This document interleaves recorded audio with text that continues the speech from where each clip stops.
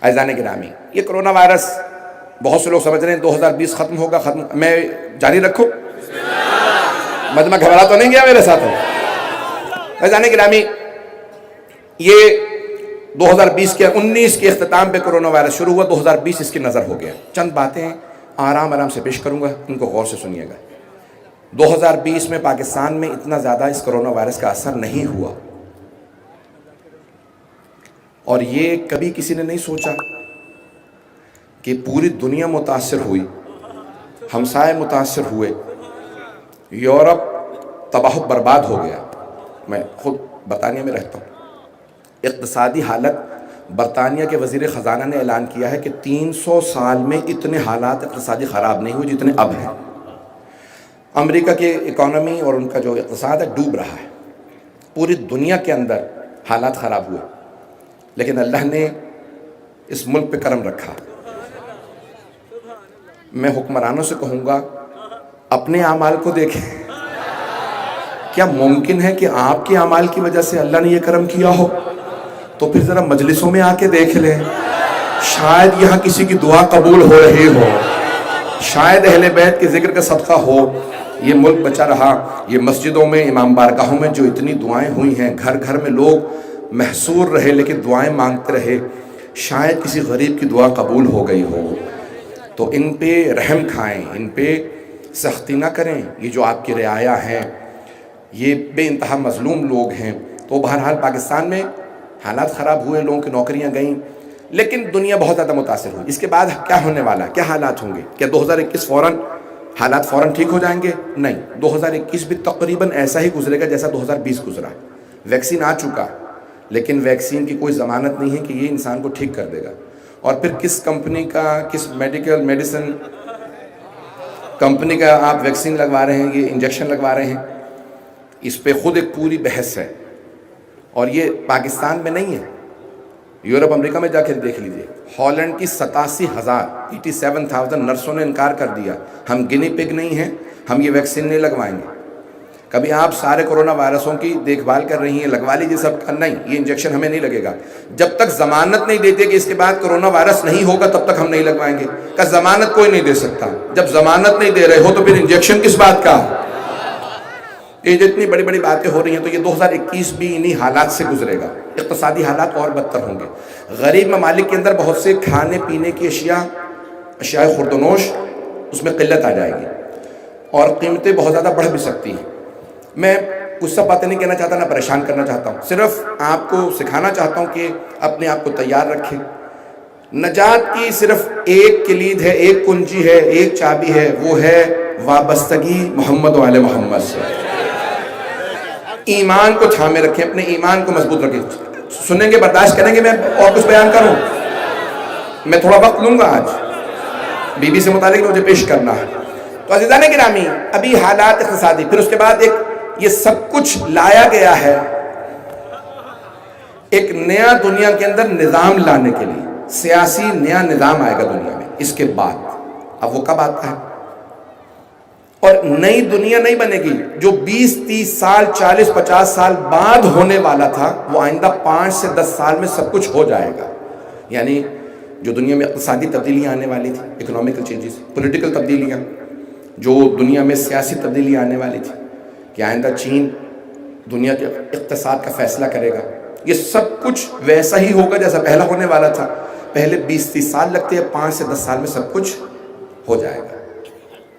مجھے پوری طرح سے احساس ہے کہ سب لوگ خاموشی سے مجھے بہت غور سے سن رہے ہیں۔ ایک پوری سیاسی اقتصاد کے لحاظ سے اکنامیکلی بہت بڑی بڑی تبدیلیاں آئیں گی۔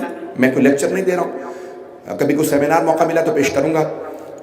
یہ نوٹ، کرنسی، سکے ختم ہو جائیں گے، کرپٹو کرنسی یا خود ڈیجیٹل کرنسی یا الیکٹرانک کرنسی آ جائے گی۔ پوری دنیا میں ایک ہی کرنسی ہوگی اور وہ آئندہ چین رن کرے گا، چائنا کے ہاتھ میں اس کا اقتصادی ہو۔ کوئی بات نہیں، کسی کو بھی چلنے دیں، ٹیلی فون کو کوئی مسئلہ نہیں ہے، یہ صرف اسے بھی خاص کلپ بن رہا ہے، اگر بند کرنے کے لیے کہتے ہیں انتظامیہ کے ساتھ کوآپریٹ کیجیے گا، بہت سے کیمرے لگے ہیں، کوئی مسئلہ نہیں ہے، مجھے سنتے رہیے گا۔ توجہ ہے میرے ساتھ؟ میں کی جاری رکھوں، بولتا رہوں اس موضوع کو۔ ایسا نہیں گرامی نئی کرنسیاں آئیں گی, یہ سب نوٹ وغیرہ ختم ہو جائیں گے, ایک کرنسی رائج ہوگی دنیا بھر کے اندر. آئندہ 5 سے 10 سال میں سب کچھ ہو جائے گا. 5 سے 10 سال میں یہ سب نئی کرنسیاں لے آئیں گے. چین ان کا, چائنا فیصلہ کرے گا. پاکستان کو ایک لحاظ سے فائدہ ہوگا کیونکہ اس کا الحاق اور اتحاد اب چین کے ساتھ ہے. جو حالات تھوڑے بہت خراب ہو رہے ہیں وہ پاکستان نے اپنا قبلہ بدلا ہے, مجھے پرواہ نہیں ہے. تو جو قبلہ و کعبہ تھا پاکستان کا وہ محترم امریکہ صاحب تھا, اور اب جو ہے وہ چین ہو جائے گا. تو اس کے بعد کچھ سیاسی تبدیلیاں آئیں گی. میں زیادہ پریشان کر رہا ہوں. اب پاکستان کو فائدہ ہوگا چین کے ساتھ ہونے کا. راہداری بنے گی پورے ملک کے اندر, سڑکوں کے جال بچھ جائیں گے, نئی ایئر لائنیں بھی آئیں گی, سفر بدل جائیں گے. چین نے کہا ہے کہ ہم پوری دنیا سے 1 روڈ 1 بیلٹ, ایک سلک روڈ کا جو تصور دیا ہے, ابرائے ریشم جو پوری سڑک بنے گی وہ بنائے گا.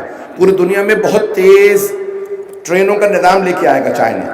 آئندہ کاریں آہستہ آہستہ ڈرائیوروں کے بغیر چلیں گی. میں نے خود کئی ممالک کے اندر دیکھنا شروع کیا کہ کاریں آنا شروع ہو گئی. آٹونومس کار کہتے ہیں, آپ اس میں صرف ایڈریس ڈال دیں, پتہ ڈال دیں, پہنچا دے گی. آئندہ لوگ گاڑیاں خریدا نہیں کریں گے. بتاؤں یا چھوڑ دوں؟ خزانہ گرامی آئندہ لوگ گاڑیاں نہیں خریدیں گے. جرمنی میں یہ ابھی شروع ہو چکا ہے. میں جب جرمنی گیا ہوں تو میں نے خود دیکھا ہے کہ آپ ایئرپورٹ سے اترے, ایک صاحب مجھے لینے آئے. میں نے ان سے کہا بھی سامان آپ نے لے لیا ہے؟ چل چل کے تھک گیا ہوں. کہاں جا رہے ہیں؟ کہا بھی گاڑی دور ہے. انہوں نے موبائل نکالا, گاڑی پہ لگایا, دروازہ کھل گیا. یہ کیا ہے؟ کہا مولانا گاڑی میری نہیں ہے, میں نے ہائر کی ہے, فون پہ کوڈ موجود ہے, لگایا ہے, دروازہ کھل گیا. اندر چابی موجود تھی, اسٹارٹ کی, الیکٹرک جو لگا ہوا تھا اس کے اوپر میٹر, اس کو فوراً اتارا. جس جگہ پہ مجھے لے کے جانا تھا وہاں اتارا, سامنے پارکنگ موجود تھی, وہاں پہ گاڑی پارک کر دی. آئندہ لوگ گاڑیاں نہیں خریدیں گے, اس طرح سے گاڑیاں چلیں گی بغیر ڈرائیور کے. دنیا کے اندر ہر 10,000 میں سے ایک گاڑی کا حادثہ ہوتا ہے. آئندہ وہ چیلنج کر رہے ہیں ہر 10 لاکھ میں ایک گاڑی کا حادثہ ہوگا. پریشان ہو گئے؟ اب تھوڑا سا اور پریشان ہو جائیں.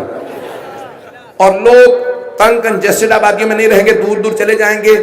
ابھی نئی جو ٹیکنالوجی آ رہی ہے, جو مختلف ایپس لائے جا رہے ہیں, جیسے زوم ہے, آہستہ آہستہ سب چیزیں, نوکریاں, ملازمتیں, سب کچھ کمپیوٹرائز ہو جائیں گی. لوگ باقاعدہ اپنے ایپ کے ذریعے, اپنے فون کے ذریعے, اپنے کمپیوٹر کے ذریعے, لیپ ٹاپ کے ذریعے اپنے سارے کے سارے کام کریں گے. پڑھائی بھی وہیں ہوگی اور تعلیم بھی وہیں ہوگی, نوکریاں بھی وہیں ہوں گی. بہت زیادہ 80% ایسی نوکریاں ایجاد ہوں گی جو ابھی نہیں ہیں آئندہ 5 سے 10 سال میں. جیسے اب سے 30 سال پہلے, پریشان اگر ہو رہے ہیں تو مجھ سے سن لیجئے, میں نے وعدہ کیا تھا.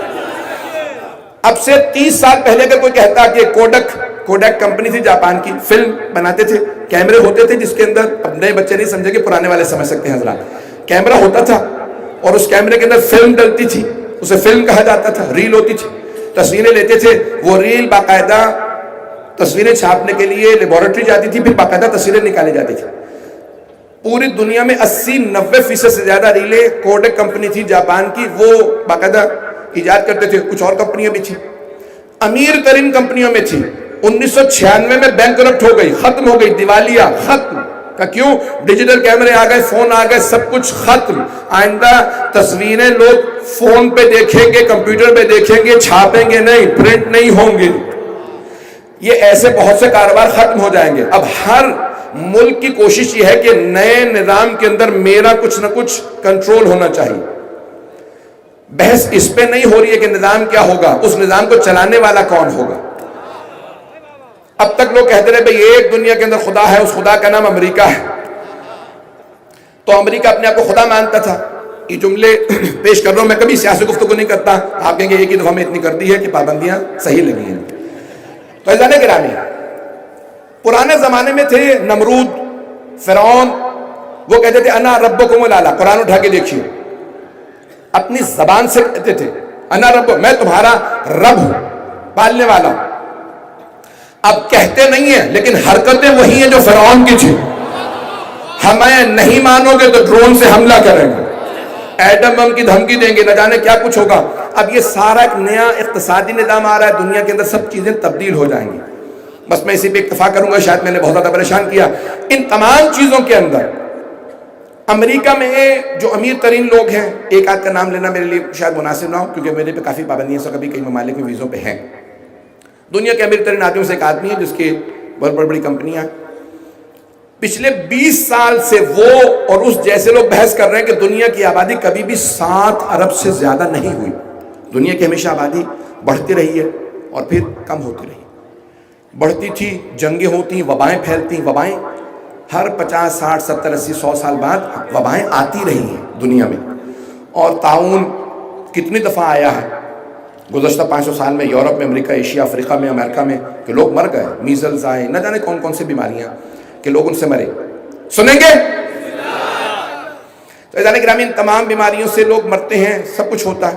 تو اب وہاں ایک امریکہ میں بحثیں چل رہی تھی. میں 1998 سے 1998 سے میں امریکہ مسلسل جا رہا ہوں مجالس کے لیے. تو علمی حلقوں میں بحث وہاں پہ چلتی تھی کہ دنیا کی آبادی بہت زیادہ بڑھ گئی ہے، ہمیں دنیا کی 70% آبادی کم کرنے کی ضرورت ہے کیونکہ زمین پہ وسائل نہیں.